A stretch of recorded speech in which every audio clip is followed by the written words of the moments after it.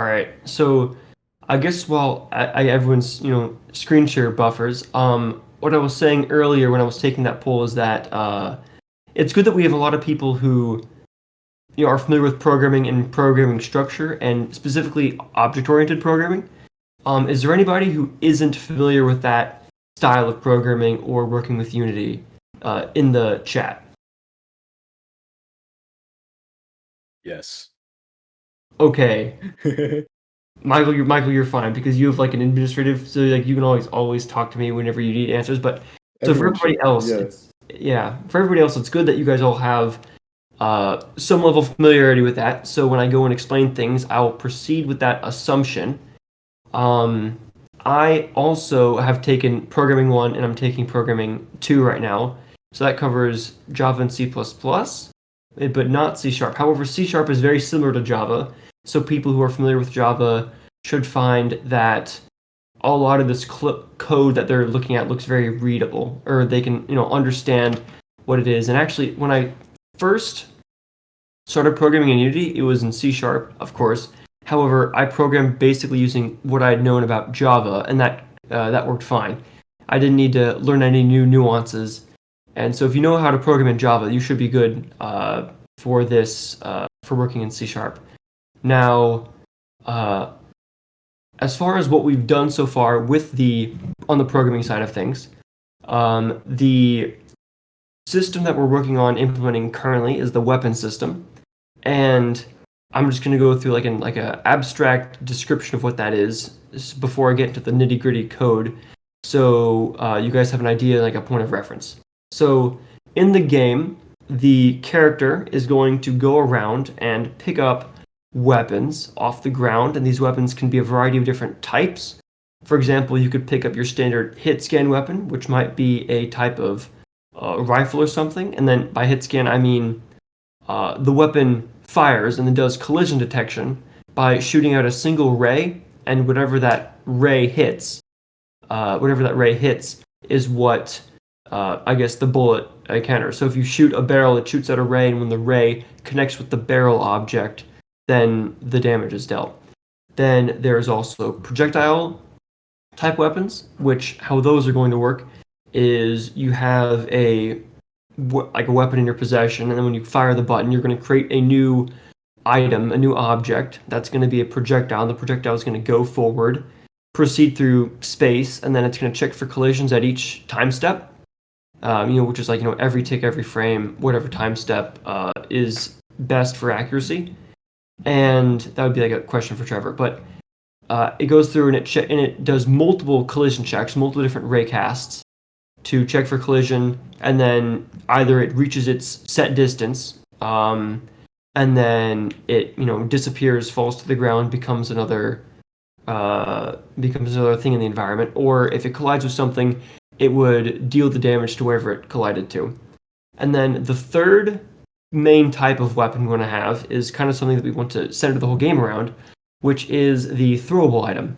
So in the game, one of the, I guess, core mechanics would be that almost every small object in the set, in the environment, could be picked up and thrown and used as a weapon of some kind.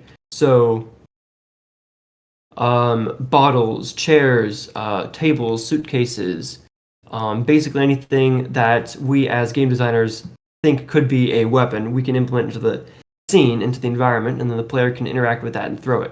And throwable weapons are going to be projectiles as well, so they're going to work very similarly to the projectile type weapon, except when you throw the item, it will leave, so you won't be able to throw, like, you can't pick up a chair and then throw as many chairs as there are.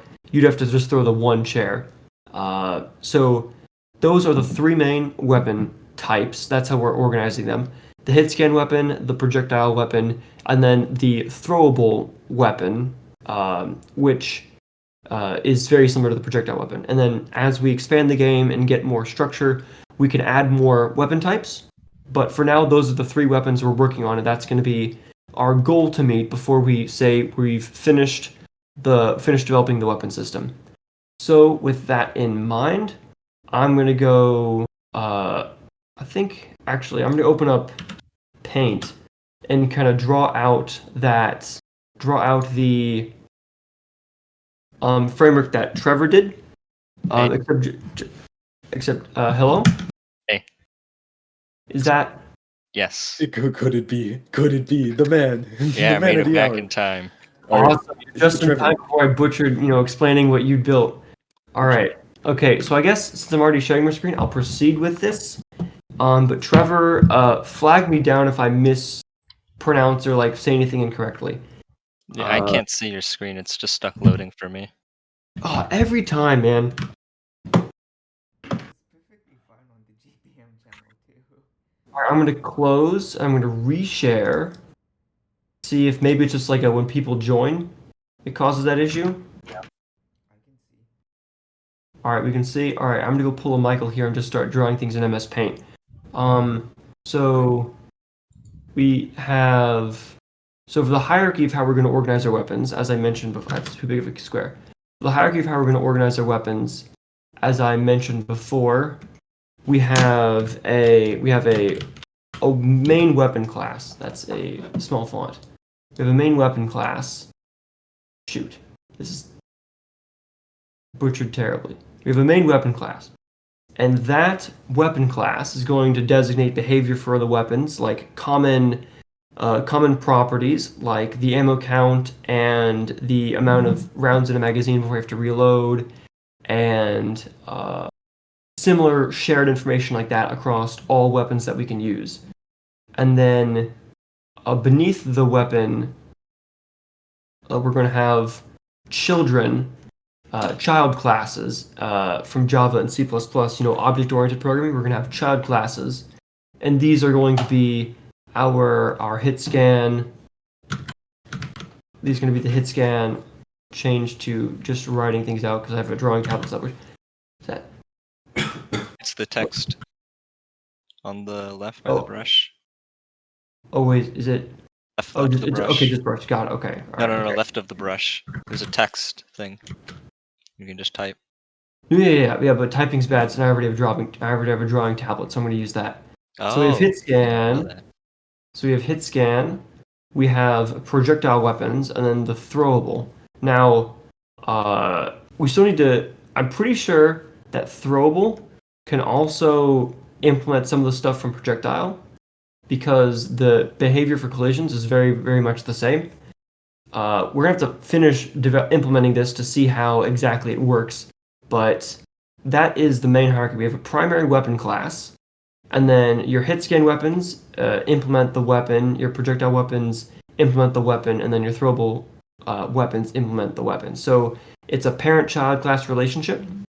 Additionally, because the projectile, this is projectile itself, we need to make a projectile object that the projectile weapon shoots. I'm saying projectile a bunch, so that might be confusing, but we need to have a projectile object class, which is the actual, like this is the, if our weapon is a goo launcher, then the projectile that the goo launcher shoots is a ball of goo, and that ball of goo is going to have separate behavior. So that's how we're breaking that up. So each projectile needs to have a projectile object form, and I think we might do the same thing in throwable, where we have a thrown object. But this is kind of the hierarchy for the weapon system with just these core 3 weapon types. So now that I've elaborated on all that, I'm going to go over to the code. Now that we have this framework and structure and diagram, I guess, in mind, I'm going to hop over to the code and explain. Can I move previous? There we go. Okay, so I'm going to go over to the actual code here and sort of explain how this hierarchy is working. So inside the Unity project, which we have, you're going to see in the scripts folder. Let me actually go. We have this big thing of the project directory, and then you go to the scripts, and then here are all the scripts that we've written so far. And then the weapon script is going to be the first one we're looking at.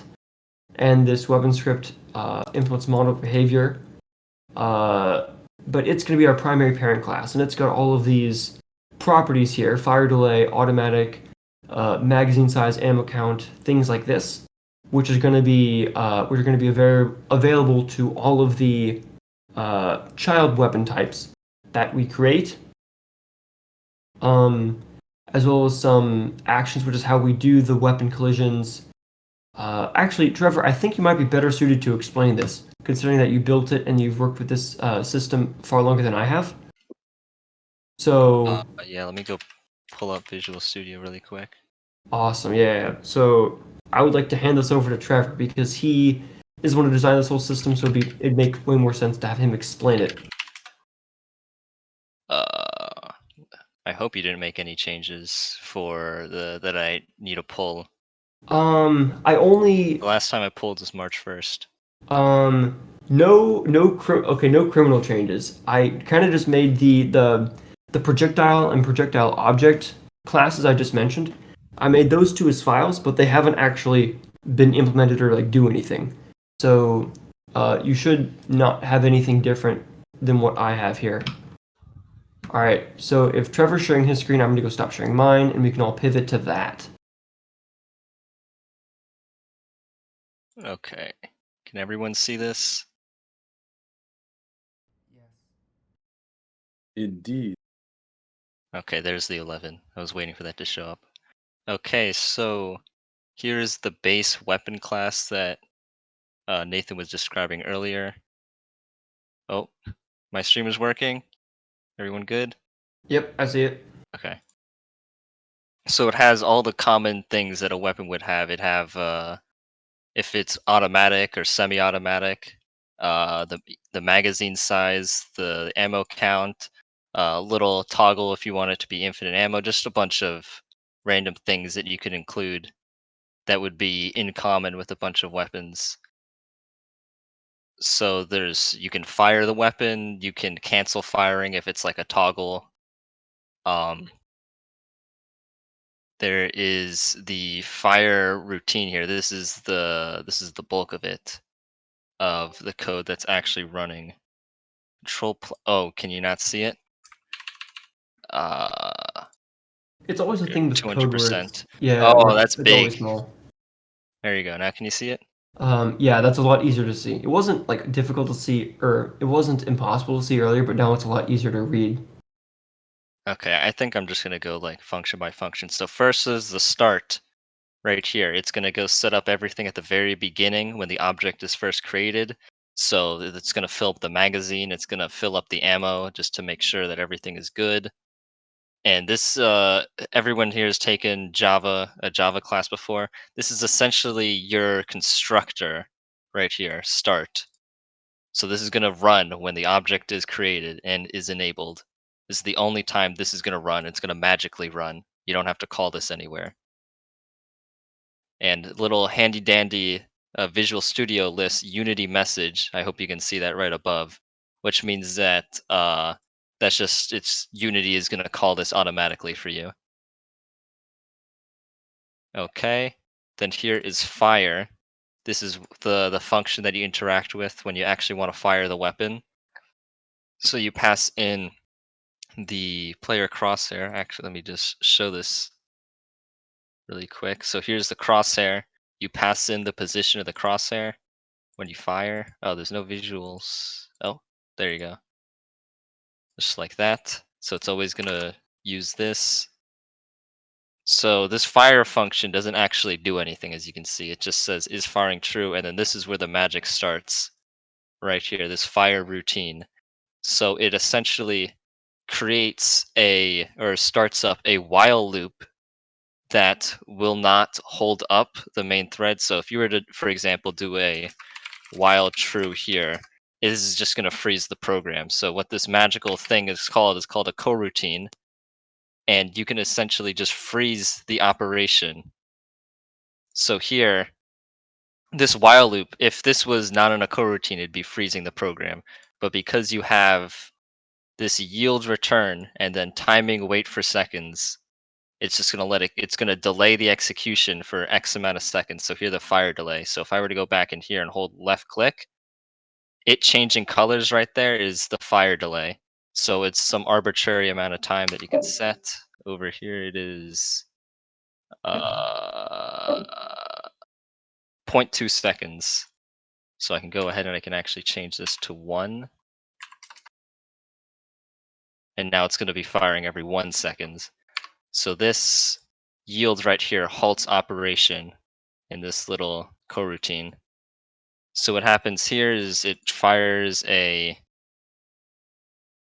some events down here that you can override in children classes. This is the main class, so you don't have to do any of that here. These are just things that you can use. And then this tick is what happens every time it fires. It calls this tick event. And this tick event is the thing that you want to override in your children classes to actually get it to do things. Does Java have abstract classes? Anyone know? Java has abstract, which means It has abstract. yeah, which means you can't actually make an instance of it. Okay. Yeah, so this base weapon class is abstract. It cannot be created. So this weapon over here in the editor is not actually a weapon, it is a hit scan. So you need to actually implement this tick function wherever it is. You need to actually implement this tick function for your weapon to do anything. So in this case, here's the hit scan weapon. It derives from weapon, and this is where the actual functionality goes. Right here is the actual code that fires the gun. So here it just creates a ray, which is just a fancy way of saying a line, and then it does a test along the line to see if it hits anything with this physics.raycast. If it does hit something, it returns true, and it outputs that information to this handy little variable right here, and then there you can access information about that, and then actually act upon it. Ignore this, you don't need to worry about that. But this is the actual bulk of the functionality. So if I wanted to, for example, I think Nathan was earlier talking about a projectile weapon, I can do the same thing here and just create a, right here, new class, projectile, if I can spell correctly, projectile weapon, and it opened up a new instance of Visual Studio. Okay. I derive from weapon, and then it's going to give me a little red squiggly because I have to implement tick. And there you go. Now if I wanted to, now I can go ahead and write code here for my projectile weapon. And then you don't have to worry about anything that is in here. This all just comes right out of the box. So you don't have to re-implement how to fire a weapon, how to do anything. It's all in common. Where is hit scan? So when you actually hit someone, for it to do anything, you have to do this little do actions function, which is kind of tough to wrap your head around. So if I wanted to hit someone with a gun, it's going to do damage. Right? But what if I wanted to make a weapon for any reason that wanted to heal something? Well, if you were thinking about this naively, you'd be like, okay, so instead of calling entity.damage, I would call entity.heal. But that requires you to go in and change the code every single time you want to make a new weapon. Oh, I want this weapon to heal. I have to go ahead and make a new class for a healing weapon, or I have to make a new class for a damaging weapon. I have to make a new class for one that just does knockback. And that's super cumbersome, and from a design standpoint, kind of sucks because that means you always need a programmer to implement the new kind of feature or for new weapon design. So what I did here was I created this handy magical class called an action, which is right here, and it derives from scriptable object, which is, hold on, it's compiling. Okay. Which is just an asset that sits in the project. So this is a scriptable object, this is a scriptable object. It's, instead of it being a component that's attached to an object, it's a thing that just sits in your assets, like a file, like any other file. It doesn't exist in the scene.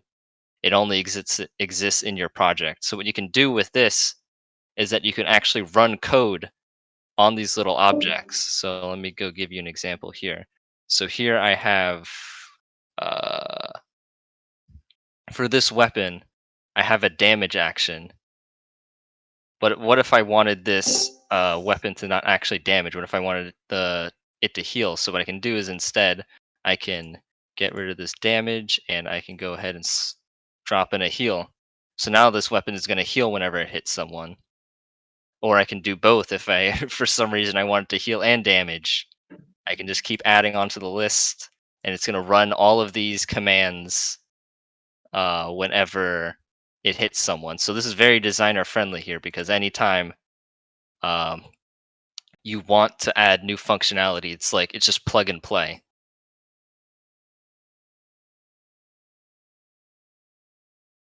What is that, Michael? Oh no, don't worry about it. I didn't want to Okay. distract you, but yeah, I'm heading out. See you guys. Bye, Michael. The actual implement. So this is just like code that you can run on the fly from in the editor. This is the actual heal inspector, as you can see. So this damage object is going to have a damage of 10. This heal object is going to have a heal amount of 50. And it's really, once you wrap your head around it, it's really a beautiful thing to have, because now I don't have to program every individual weapon to heal. I can just go ahead and create a heal gun. I go drop a hit scan on it, and then in my actions I can just go ahead and give it a heal action, and now I have a heal gun once I set the fire delay 3 mag whatever, so on.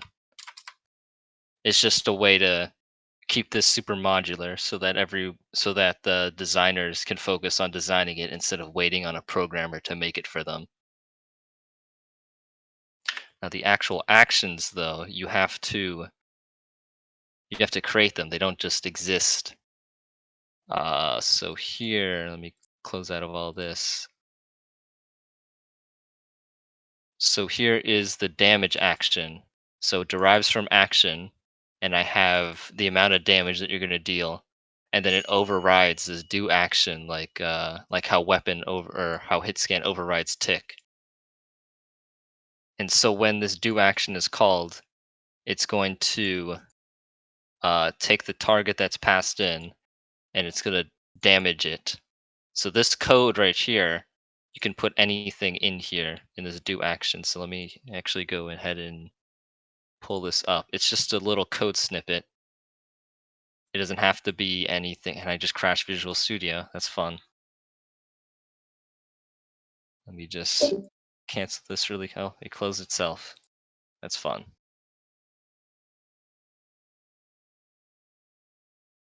Yes, every new weapon can just be plug and play. As long as the functionality exists, or as long as the action exists, you can go ahead and make whatever you want with it.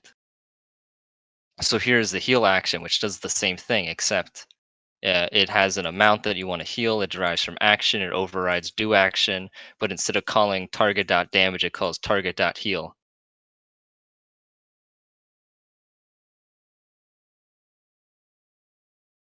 Does everyone follow what I'm saying here?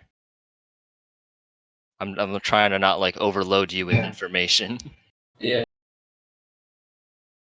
Okay, and there's also this handy tag up here, create asset menu, so that you can actually that puts it in this create tab up here.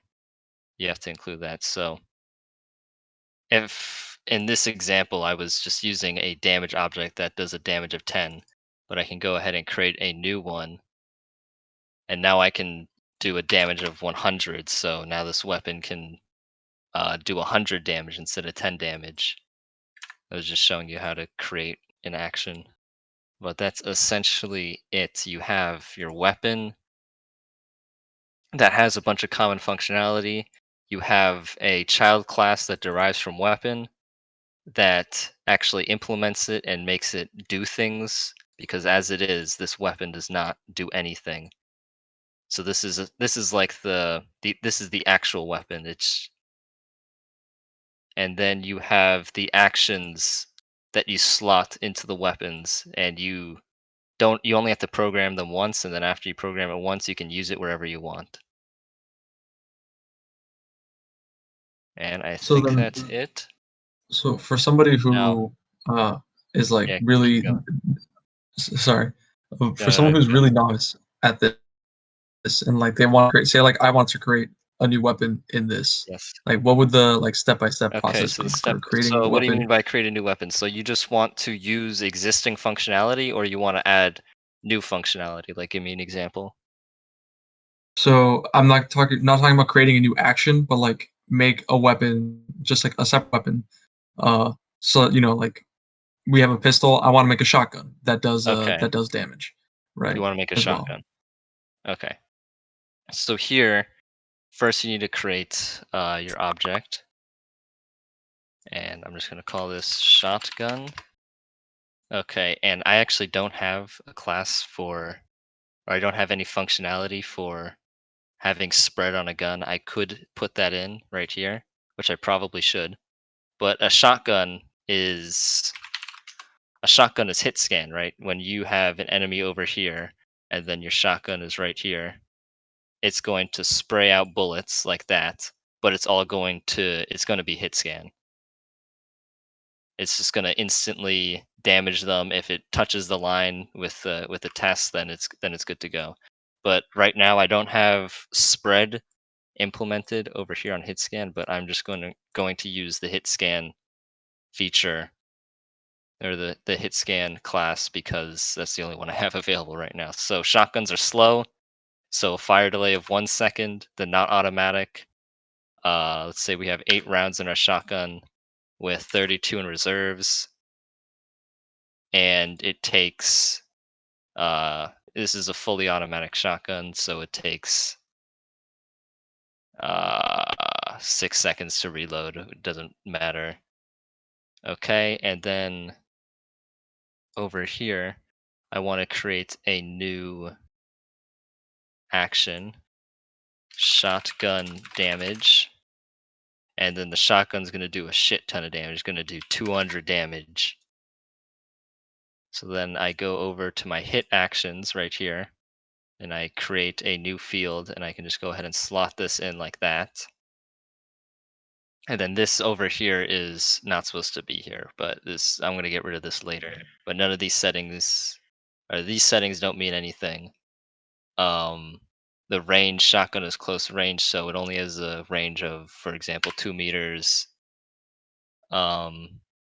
It's going to hit only enemies.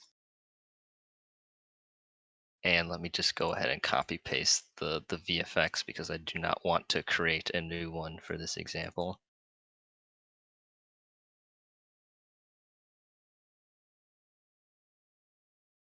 And okay. I think that is it. What is this? Doesn't have, okay, this just has that. Gotcha. Let me Did go ahead we and disable this. I so want to. you for the new weapon, you Hmm. made it a item, right, that we can pick up? I did not do that. Correct. That's We what I was should forgetting. I completely forgot yeah. about. That's what was confusing me. I was thinking, why is there no visualization? That's because it's an item. Right. So there's actually an extra step here. So this shotgun is a weapon that completely works, but you can't give it to the player right now. So the way that things are in the world is they're an item, and you need to pick up an item, and then the item will grant you whatever item it is. So in this case, we want this item. Let me just go ahead and duplicate this. Okay, this one is going to be a shotgun item. And where is, oh, this is a sprite. So I can't actually change what it's called. Let me just go ahead and disable this then. And the item is going to be this shotgun right here. Okay, so here's the shotgun item that's going to be picked up, and then it references this shotgun right here. So when you pick it up, it's going to give the player this object. It's a bit confusing. I want to streamline this a little bit, but this is what we have right now. So now when I actually play this, so I can't actually shoot anything right now because I don't have a gun, but when I right click and pick this up, now I have the shotgun, and I'm, oh, I do not have the fire delay programmed in properly. Let me just go make this automatic just to prove my point here. Okay. Now it's going to be firing every second. And you can see the number ticking down on the right at the bottom, current mag count, and that is also not working correctly. That should stop. Oh, you know what? I committed code on my laptop, I think, and I never pulled it. That's why that's doing that. Okay, and then you press R to reload. I think it's a bug when you have is automatic set to true, because the running out of mag count and then having to reload Yeah, from yeah, your ammo, that's it I works know I normally. fixed that bug because I Got saw it it. before. Yeah. So the weapon system still has some kinks to iron out, but we Yes. have the base functionality present. And this is doing, how much health does actually each enemy have? They have 100 health, yeah, so this 200 is going to instantly kill them. And that's really it. Barrels exterminated. Is that what you have written there? Oh no. Okay, you just have. Those were logs. Yeah. But yeah, those are barrels, and then we just eliminated their entire family. Yep. Yeah. So I think that's all from like a demo perspective in terms of what we have and what we're working on.